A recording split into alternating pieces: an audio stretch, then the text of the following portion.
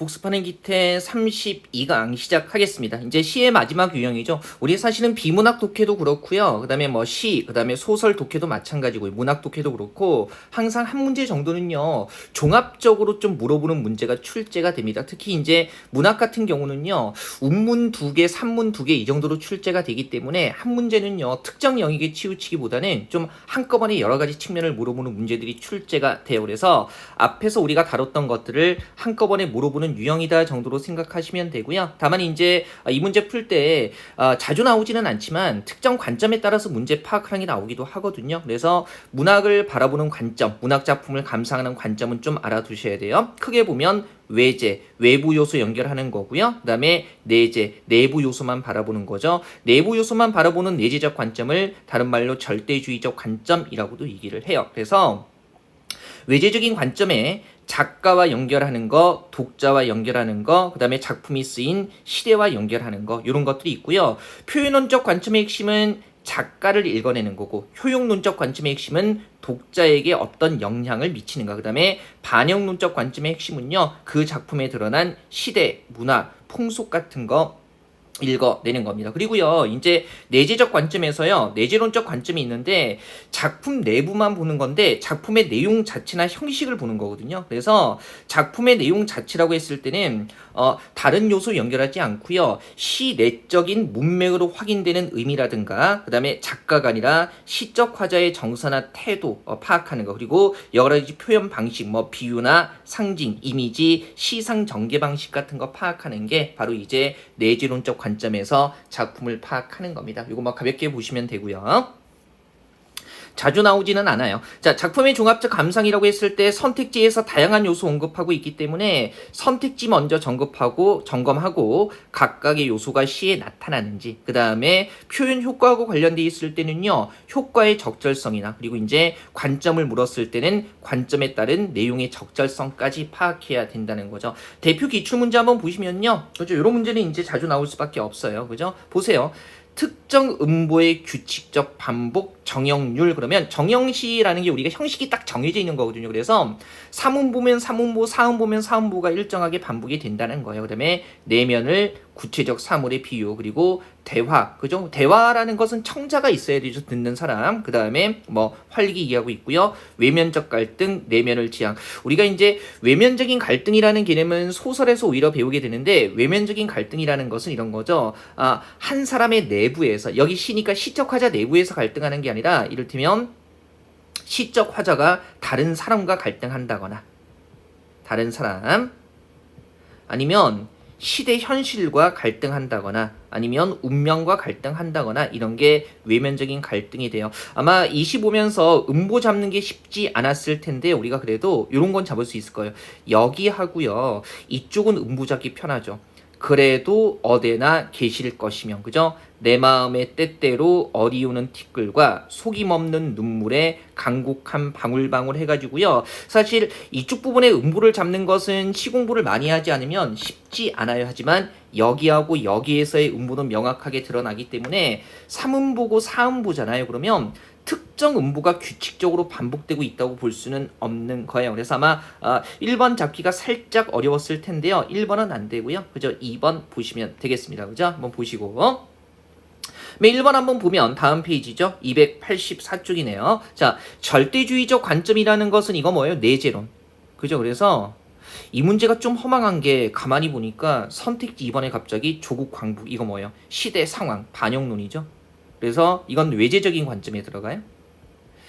문제가 좀 허망하게 나오기는 했는데, 유독 그 수능 국어에서는 이런 일이 없는데 공무원 국어 시험에서는요, 특정 관점을 문제로 줬을 때 관점하고 전혀 상관없는 선택지가 이런 식으로 들어가기도 합니다. 물론 이제 문제 20문제 세트에서 다른 문제들이 좀 어렵기 때문에 이렇게 쉽게 풀 수 있는 문제로 가끔 나오는 거예요. 그래서 확인하시고요. 2번 한번 보시면 감상으로 부적절한 거, 이제 우리가 앞에 했던 개념들이 명확하게 정돈되지 않으면 이런 데서 헷갈릴 수밖에 없는 거죠. 한번 보세요. 이거 보면 아마 여기가 헷갈렸을 거예요. 새는 화자의 정서적 등가물로 보인다. 우리 왜 정서적 등가물은 뭐예요? 감정이입된 대상. 감정이입은 뭐죠? 대상이 시적 화자와 같거나 비슷한 감정을 느낀다라는 식으로 표현을 돼야 돼요. 근데 한번 보세요. 지금 새 나오는 거 보면 새들이 떠나고 나면 쓸쓸해지기만 하고, 누가 쓸쓸해지는 거예요? 새가 쓸쓸해지는 게 아니라 깃든 새들이 떠나고 나면 시적 화자가 쓸쓸해진다고 얘기를 하는 거죠. 그러면 이때 새는요, 쓸쓸하다라는 감정을 떠올리게 한다는 점에서 객관적인 상관물은 돼요. 근데 시적 화자처럼 새를도 쓸쓸해하는 것이 아니죠. 즉 감정이입된 대상이 아니기 때문에 정서적 등가물은 아닌 겁니다. 이제 이런 것들이 우리가 표현 방식의 개념이 명확하게 정돈되지 않으면 헷갈릴 수밖에 없는 거죠. 그죠? 자, 나머지 선택지는 어렵지 않은데요. 새가 왜 정서적 등가물이 안 되는 건지 이런 것들 생각하셔야 돼요. 네, 단원 종합 문제 한번 보죠. 단원 종합 문제. 제가 화면을 보면서 하니까 자꾸 이제 여기 침이 튀는데 다행히 침은 녹화가 안 돼서 다행이에요. 그죠? 좀 닦겠습니다. 닦고 있어요. 부시럭부시럭 소리 나는 거 닦는 겁니다. 그죠?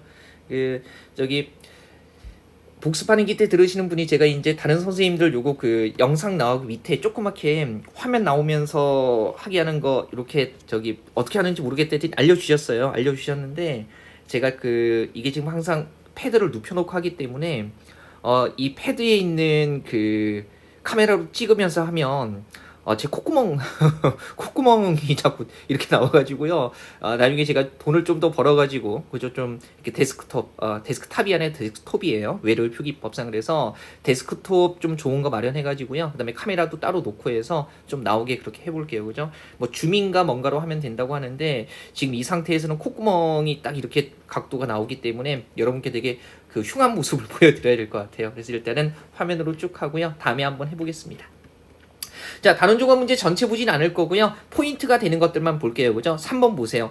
비의 속성이라고 했을 때 기본적으로 우리가 여러 시들을 주고 나서 이제 속성을 묻게 되면 크게 둘로 나누라는 거거든요. 1차적인 게 그래서 항상 긍정과 부정이에요. 물론 긍정 부정으로 나뉘지 않는다면 이제 내용적인 문맥적인 의미까지 봐야 되고요.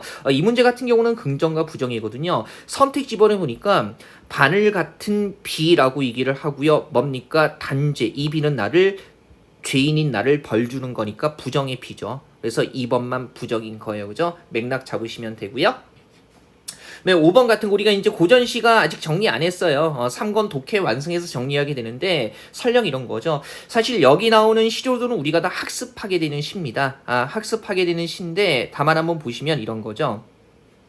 설령 배우지 않았다고 할지라도요, 움츠러들 필요가 없어요. 그래서 한번 보세요. 한번 보시면 방 안에 혔는 촛불, 눌과 이별. 아이고, 우리 왜 정서라는 건 상황에서 나오죠? 그 다음에 뭐예요? 그 다음에 눈물 해가지고요. 그죠? 그러면 이별의 슬픔이 나타나는 거고, 봤더니요, 울면서 이별한 님 해가지고요. 이거 배우지 않았어도요, 이건 충분히 끌어낼 수 있는 거예요. 그래서 이렇게 좀 내가 공부하지 않은 시들이 나왔을 때도요, 저는 움츠러들지 마시고 이런 식으로 특히 정서 물을 때는 상황과 정서를 직접 표현하고 있는 것들이 있는가라는 거, 그죠?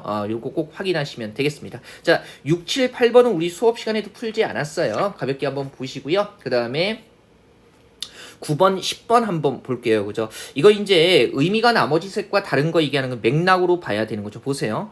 맥락으로 보면 뭐라고 하는 거니 바람에 불려서, 그러면 뭐라고 하는 거니 안 들린다는 거니까 단절이죠. 그 다음에 나의 목소리도 위에 거에 추가되는 거 아니에요? 바람에 날려서 안 들리는 거니까 단절이에요. 그 다음에 맥락 보세요. 뭐라고 하는 거니 뭐라고 하는 거니라고 상대방의 말이 안 들리는 상황을 밧줄이 사가 내린다라고 얘기하고 있는 거니까 연결해보면 역시 단절이 되는 거죠. 그 다음에 이건 보세요. 연결해보면 하지 말자 헤어지지 말자는 거죠. 그러면 헤어지지 말자는 단절이 아니라 떨어지지 말자는 거니까 이건 뭐예요? 연결의 이미지예요. 그래서 인연은 갈밭을 건너는, 헤어지지 말자고 하면서 상대방에게 건너가고 있으니까 단절이 아니라 연결이죠. 그래서 4번만 의미가 달라지는 겁니다. 그죠? 보시고요. 그 다음에 10번 문제도 좀 가볍게 봐야 될 텐데 이거요. 3번이 아마 헷갈렸을 거예요. 연민의 감정이라는 거. 요거 보면 가엾사는 꾸중 요거 때문에 그러는데 지금 잘 보면 지금 여기서 대상은요. 참깨죠, 참깨. 그러면 대상에 대해서 연민의 감정을 가진다면 참깨를 아예 불쌍하니까 털면 안 되는 건데, 할머니가 가엾사는 꾸중하는 이유는요, 모가지까지 내가 신나서 너무 세게 터니까 쓸데없는 부분까지 막 떨어지니까 할머니께서 가엾사면서 꾸중하는 거거든요. 그래서 참깨를 불쌍히 여기는 거하고는 전혀 관련이 없는 거예요. 제대로 털어라 하면서 뭡니까? 아유, 일 못한다고 저 불쌍한 새끼 그러면서 꾸중하는 거잖아요. 그래서 대상에 대한 연민의 감정을 가져야 한다는 이 시에서 파악하는 것으로 적절하지 않습니다. 그래서 지나치면 안 된다는 얘기를 해주고 있는 거죠. 그 다음에 11번 한번 보시면요, 이것도요 아마 선택지가 다 맞는 진술처럼 보여서 헷갈렸을 거예요. 그죠? 근데 우리가 잘 보세요. 비문학도 그렇고 그 다음에 시도 그렇고요, 이런 3년에서 4년 남아는 역접의 이런 그러나 접속 부사 같은 거 잘 보셔야 되거든요. 아마 3년을 희망이라고 생각하신 게 희망의 반짝인 별빛이 아득함해가지고요, 빛의 이미지가 나왔기 때문에 이거 괜찮지 않나 라고 생각했을 거예요. 근데 잘 보세요. 3년에서 4연 연결되는 거 보면 4연에서 그러나 라고 얘기를 하면서요, 길이 이어가라 나는 나아가리라. 그러면 뭡니까? 그러나 나는 나아가리. 그럼에도 불구하고 나는 나아가겠다. 극복이죠. 그러면 이 극복의 정서와 그러나로 연결되고 있으니까 반대돼야 될 거고, 그러면 3년에서 언급하는 건 절망적인 상황의 맥락에서 언급해야 돼요. 절망적인 상황이지만 그러나 나는 나아가리라 극복하는 것이기 때문에, 그러면 선택지 3번이 희망이라고 얘기할 수는 없는 거죠. 아니, 희망적인데 그러나 극복하리라 말이 안 되는 거잖아요. 그래서 3년에 나와 있는 희망의 반짝임이나 별빛이 아득하다는 것은요, 절망적인 상황을 나타낸 것으로 봐야 합니다. 그죠? 그냥 우리가 알고 있는 시어의 이미지, 통념으로 접근하니까 이런 문제가 생기는 거거든요. 이런 역접의 표지 같은 건 잘 활용하셔야 되고요.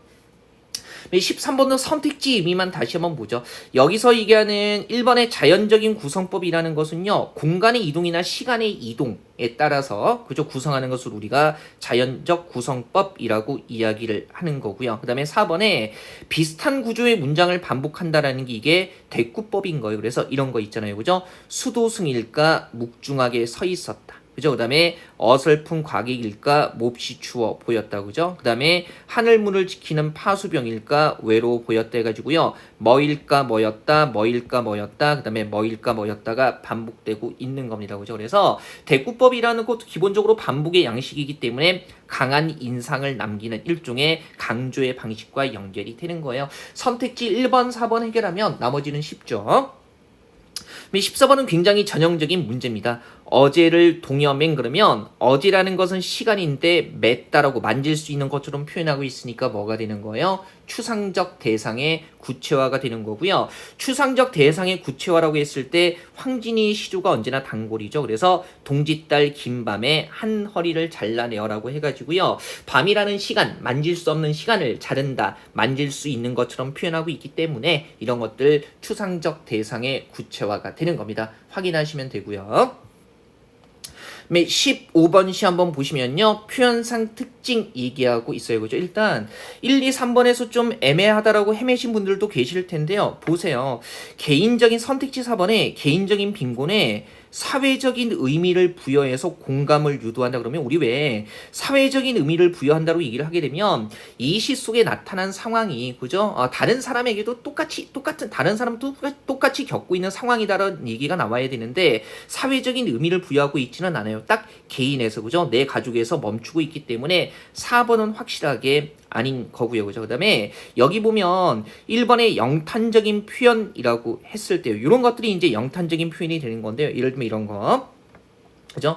망망천지에 없단 말이냐, 뭐 이런 것들도 일종의 영탄적인 표현이 되는 거고요. 그죠? 뭐 그래서 이런 것들 가지고 충분히 파악할 수 있는, 망망천지에 없단 말이냐가 선생님 이거 서리법 아닌데, 우리 서리법은요 기본적으로 내용을 강조해야 하는 거죠. 반대로. 그래서 망망천지에 없단 말이냐는요, 망망천지에 내 몸 가릴 방한칸이 있다라는 것을 강조하는 것은 아닙니다. 그죠? 강조하는 것은 아니고요. 그냥 의문문의 형식으로 망망천지에 없단 말이냐 해가지고요, 일단 방 한 칸 없는 자신의 절망적인 심정을 드러내고 있는 것이기 때문에 이런 것들 영탄법이라고 얘기할 수 있을 겁니다. 그죠? 한번 보시고요. 이 시는 뭐 지금 봐도 언제나 눈물 나는 시입니다. 그죠? 이런 거 보면 뭐 볼 때마다 가슴이 짠해요. 이게 제가 나이가 들어가는지, 그죠? 예. 몸부림치라 와닿는 둘째 놈. 저는 첫째밖에 없지만 아프다. 그리고 이 부분. 세상 그만 이리고만 싶은 나를 예비라 믿어 이렇게 잠이 평화로운가 이렇게 해가지고요. 제가 복습하는 기태 시간이 남는데도 못 올리는 게 아니고요. 정말 요즘에 바빠요. 제가 교재 작업이야 늘 하는 거고, 그다음에 수업 준비도 해야 되고. 남들은 흔히 그런 생각하거든요. 아니 뭐 맨날 하던 수업인데 뭐 그렇게 뭐 준비할 게 있어? 그냥 교재 딱 들고 들어가서 하면 되는 거 아니야? 글쎄요. 저는 아직도 제가 강의 준비를 더 해야 된다고 생각을 하거든요. 여러분들 보고 열심히 노력하라고 하면서 이런 거잖아요. 여러분 예전에 한번 봤던 거지만 그래도 다시 한번 빠르게라도 보셔야 됩니다라고 말씀드리면서, 가르치는 제가 교재 한번 다시 훑어보지 않고 어떻게 하면 더 좋은 내용을 전달할 수 있을까, 더 이해하기 쉽게 전달할 수 있을까, 이런 거 다시 한번 고민하지 않고 강의하는 게 너무 웃기잖아요. 그래서 그런 시간도 시간이고, 이제 제가 입지가 있다 보니까, 입지가 좋은 게 아니죠. 온갖 잡단 수업을 다 해요. 그러니까 다른 사람 안 하는 거, 그죠? 그래서 절대 수업 시간이 굉장히 많습니다. 근데 그게 막 딱 아무 준비도 안 하고 확 들어가면 되는 게 아니라, 그 매번 수업할 때마다 준비를 또 따로따로 해야 되거든요. 그래가지고 그 다른 사람 한다는 수업은 저한테 안 오고, 그죠? 다른 사람에게 갔다가 다 못한다고 그러면 이제 제가 맡아야 되는 거예요. 그죠? 뭐 저도 학원에 회사에 소속된 사람이니까, 그죠? 뭐 안 할 수가 없잖아요. 그러면 그래서 그런 것들이 너무 잡다하게 많아요. 여러분의 메인 수업에 정말 집중 좀 하고 싶은데 뭐 상황이 그렇습니다. 오늘도 이제 뭐 여기 시계 뜨지만, 여기 시계 나오잖아요. 여기 이렇게, 그죠? 예, 여기 화살표까지는 안 가네. 날짜까지. 지금 이런 시간이 그나마 제가 이런 것들을 할 수 있는 시간이에요. 할 수 있는 시간이고, 선생님 오늘 일요일인데 쉬신 거 아니에요? 아니요.